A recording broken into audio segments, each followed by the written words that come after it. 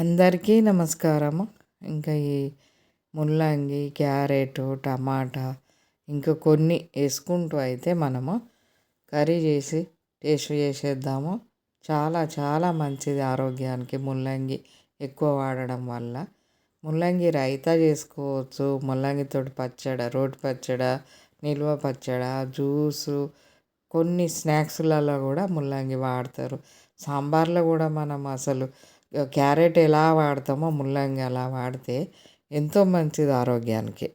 ఇలా శుభ్రంగా కడిగేసుకొని ముల్లంగి ఒక్కటి తీసుకున్నాము, 4 క్యారెట్లు, ఒక 3 టమాటాలు సరిపోతాయి ఒక ముల్లంగికి. మనం వేసే అంత వేసుకుంటే ఏదైనా టేస్టే ఉంటుంది. అతిగా ఇది ఎక్కువ ఉండాలి.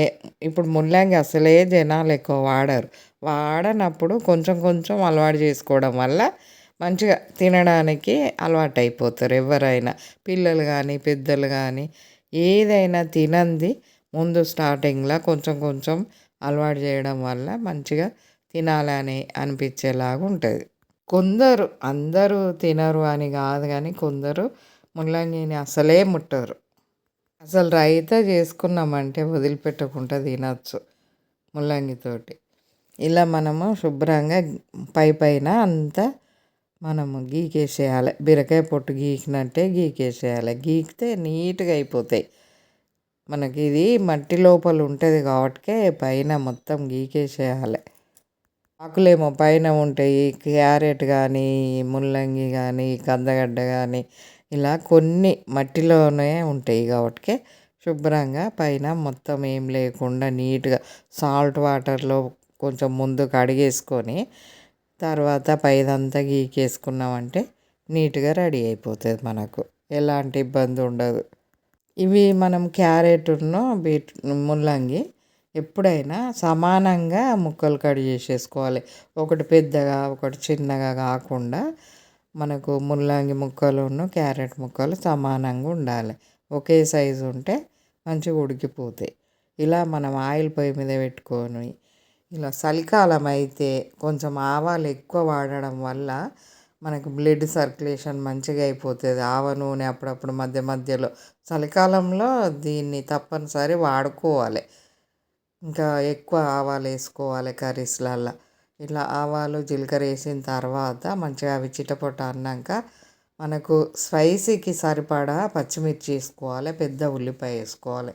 ఇవి బాగా ఎర్రగా వేగనవసరం లేదు, మనకు లైట్గా వేగితే సరిపోతుంది. ఎర్రగా వేగనీయకూడదు.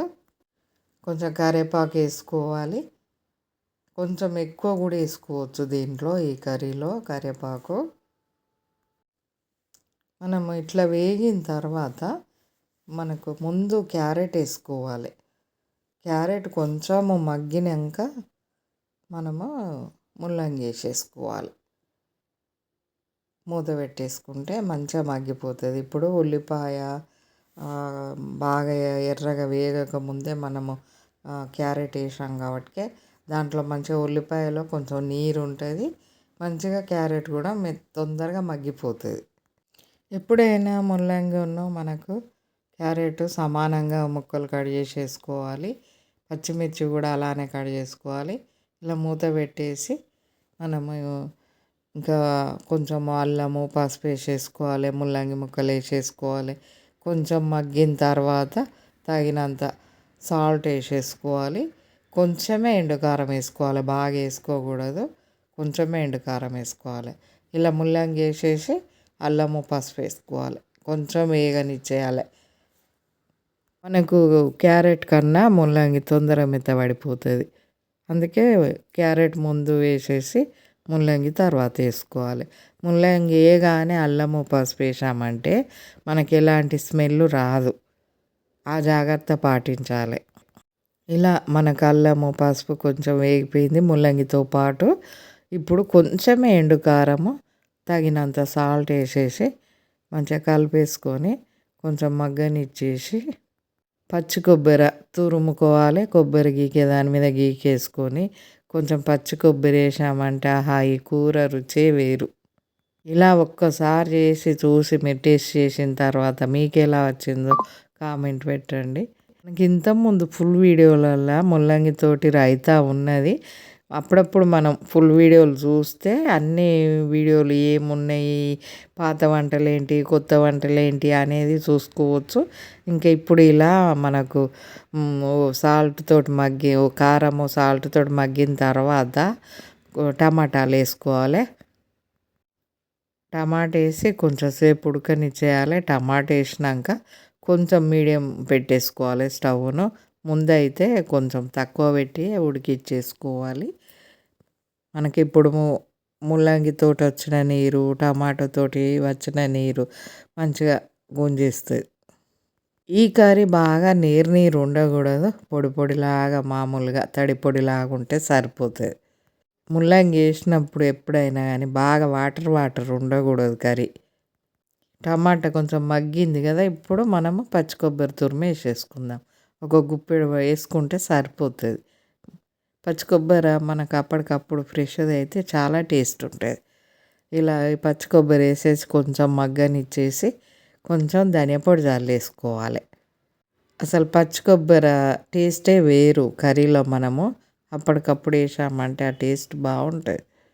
ఇప్పుడు చెప్పండి ఈ టేస్ట్ ముల్లంగి కర్రీ ఇది ఏం కర్రీ అనేది. ఇంక ఇప్పుడు ఈ ధనియా పొడి వేసేసుకొని కొంచెం కొత్తిమీర చల్లేసుకున్నామంటే ఒక గుప్పెడు, ఆహా మర్చిపోలేని టేస్ట్.